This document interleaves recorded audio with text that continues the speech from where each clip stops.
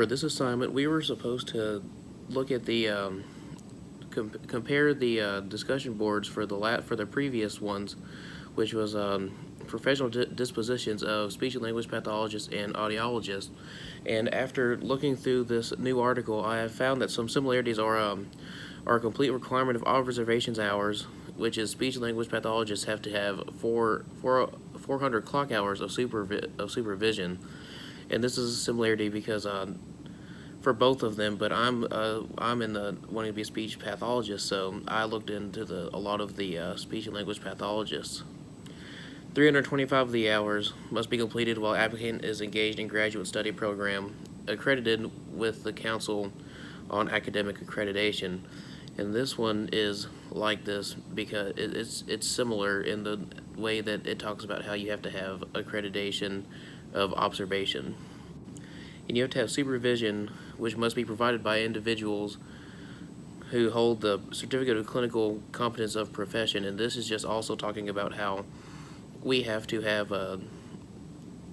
be supervised by people who are already in the profession and can help guide us. And you have to pass a national examination, which I feel like that is important for any job you have, whether it's a trade or anything you go to a university to study. And you have to complete the speech and language pathology clinical fellowship, which is also important because you need to be able to have the right.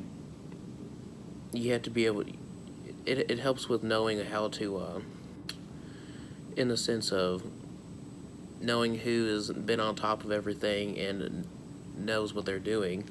And you have to receive mentoring from an ongoing clinical fellowship person, which is also good because they need to be able to have somebody who's there to guide them, who's been through it before, and who's in it at the same time, so that way they can help them as well.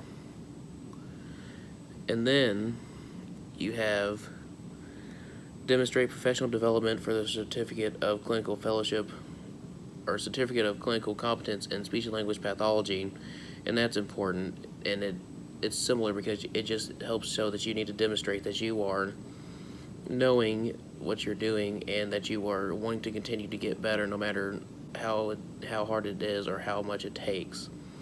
And a difference that I found after comparing the two is that is the skill outcomes, and it's standard V-8, and it says that it states that the applicant must have demonstrated skills in oral and written or other forms of communication sufficient for entry into the professional practice.